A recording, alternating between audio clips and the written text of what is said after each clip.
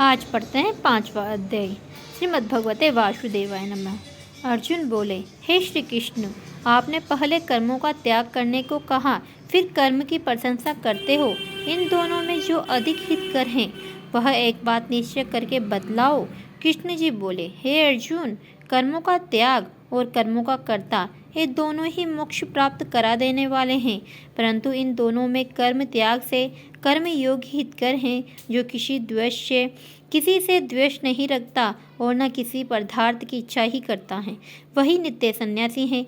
सन्यास और योग को मूर्ख ही लोग ही अलग अलग कहते हैं। जो इन दोनों में से एक में भी अच्छी तरह स्थित हो जाता है, उसको दोनों का फल प्राप्त होता है। ज्ञान योगियों का जो स्थान मिलता है, वही स्थान कर्म योगियों का भी मिलता है। कर्म योग के बिना संन्यास का प्राप्त होना दुष्कर है। कर्म करने वाले मुनिजनों का ब्रह्मा प्राप्त होने में विलंब नहीं लगता। कर्म योग युक्त शुद्ध अंतःकरण वाला, अंत मन तथा इंद्रियों को जीतने वाला कर्म करता हुआ भी कर्म फल में लिप्त नहीं होता। योग युक्त तत्ववेता पुरुष देखते हैं, सुनते हैं, स्पर्श करते हैं, सूंघते हैं, खाते हैं, चलते हैं, श्वास लेते हैं, तो भी यह नहीं मानते हैं मैं कुछ भी नहीं करता। वे बोलते हैं, त्यागते हैं, ग्रहण करते हैं, बूंदते हैं, परंतु यही मानते हैं कि मैं कुछ भी नहीं करता, और यह मन में धारण करते हैं कि इंद्रियां भी अपने अपने विषयों को बरतती हैं। प्राणी ब्रह्मा में अर्पण कर संग को त्याग कर कर्म करता है, वह पाप में इस प्रकार लिप्त नहीं होता जैसे कि कमल पत्र पर जल नहीं ठहरता। योगीजन शरीर से, मन से, बुद्धि तथा इंद्रियों की आसक्ति से रहित होकर आत्मशुद्धि के निमित्त कर्म करते हैं। योग युक्त पुरुष कर्म फल को त्याग कर मोक्ष रूप शांति का लाभ प्राप्त करता है, और जो योग रहित हैं वह कर्म फल की इच्छा के बंधन में पड़ जाता है। सब कर्मों को मन से त्याग करके जो प्राणी इस नवद्वार इंद्रियों की देह रूपी पुरी में न कुछ करता है और न कुछ कराता है, आनंद पूर्वक करता रहता है। परमेश्वर किसी को कर्म में प्रवृत्त नहीं करता, कर्म और फल को उत्पन्न करता है। इस सब प्रवृत्तियों के द्वारा होते हैं। परमेश्वर किसी के पुण्य तथा पापों को ग्रहण नहीं करता।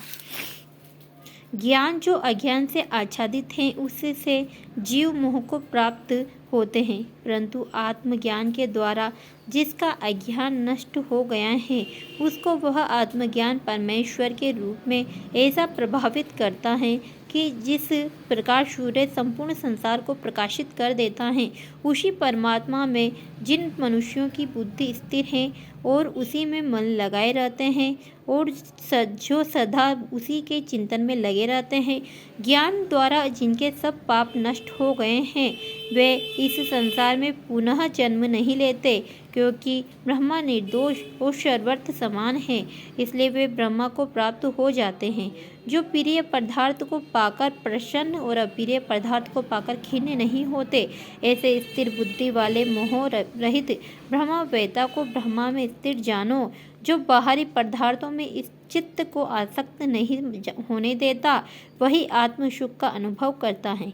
इंद्रियों के स्पर्श से जो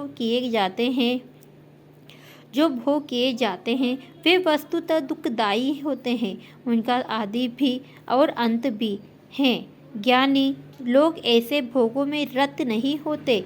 शरीर छूटने के पहले जो मनुष्य काम कर और क्रोध के वेग को सहन करने में समर्थ होता है, वही योगी और सच्चा सुखी हैं। जो योगी आत्म सुख से सुखी, अंतर आत्मा के आनंद से आनंदित और अंतर ज्योति से ही प्रकाशित है, वह ब्रह्मा रूप होकर ब्रह्मा निर्वाण को प्राप्त होता है।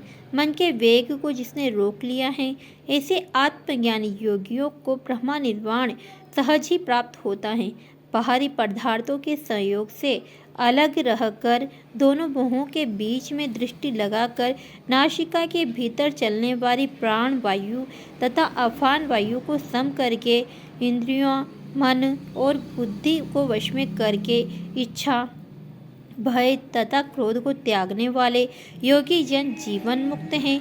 जो मुझको सब योगों और तपों का भोक्ता, संपूर्ण संलोकों का स्वामी और सब प्राणियों को मित्र जानते हैं, उन्हीं को शांति प्राप्त होती है।